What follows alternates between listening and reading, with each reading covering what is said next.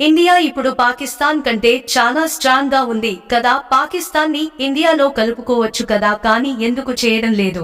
అలాగే రూపాయి కాయిన్స్ పైన ఇయర్ కింద ఉండే ఈ సింబల్స్ అర్థం ఏంటి? మనిషికి చావు లేకుంటే ఏమవుతుంది? కాలకేయుల గురించి మన పురాణాలు ఏం చెప్తున్నాయి? ఇలా చాలా ఇంట్రెస్టింగ్ టాపిక్స్ ఈ వీడియోలో ఉన్నాయి. ఈ వీడియో లాస్ట్ వరకు చూడండి.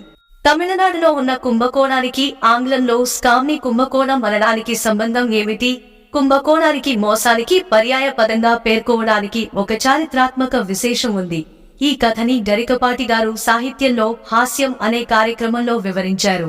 మీరు సరిగ్గా గమనిస్తే కుంభకోణం అనే పదాన్ని స్కామ్ గా మన తెలుగువారే పెట్టారు. అప్పట్లో ఉమ్మడి మద్రాసు రాష్ట్రంలో ఉన్నప్పుడు కుంభకోణం పట్టణం ఇత్తడి పరిశ్రమకి ప్రఖ్యాతిగాంచిందట. మన తెలుగువారు ఇళ్లలో పెళ్లిళ్లు లేదా ఇతర శుభకార్యాలు ఉంటే ఇత్తడి సమన్ను కొనడం కోసం సుదూర తెలుగు ప్రాంతాల నుంచి కుంభకోణానికి 5 రోజులు ప్రయాణం చేసి మరీ వెళ్లేవారుట. తర్వాత కాలంలో దానినే స్కామ్ కి పర్యాయ పదంగా మారిపోయింది. పాండవులు శకుని దుర్యోధనుల మాయా జూదల్లో ఓడి అరణ్యవాసానికి వెళ్లే ఘట్టానికి చేరుకున్నాను. ఆ సమయంలో పాండవులు ప్రతి చోటకి తిరుగుతూ తీర్థయాత్రలు చేస్తూ ఒకరోజు అగస్త్య మహాముని ఆశ్రమానికి చేరుకుంటారు. ఆయన వారికి అనేక కథలు విశేషాలు చెబుతూ కాలకేయుల కథ కూడా చెప్పారు. కాలకేయులనే రాక్షసులు సముద్రంలో నివసిస్తూ రాత్రిపూట భూమి మీదకి వచ్చి బ్రాహ్మణులను క్షోభ పెట్టసాగారు. సముద్రం ప్రవేశించి కాలకేయులను చంపడం దేవతలకు సాధ్యం కాక వాళ్ళు అగస్త్యుడి శరణుజొచ్చారు.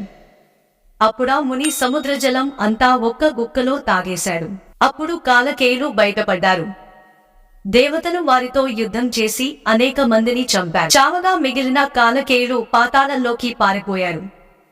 అప్పుడు వట్టిపోయిన సముద్రం భగీరథుడు గంగని భూమి మీదకి తెచ్చినప్పుడు తిరిగి జలమయమైంది. మనమందరం ఈ నాణేలను ఉపయోగిస్తాము, కానీ నాణేల దిగువన ఉన్న ఆ చిహ్నాన్ని మీరు ఎప్పుడైనా గమనించారా? దిగువన ఉన్న ఈ గుర్తు ఏమిటో మీరు ఎప్పుడైనా ఆలోచించారా?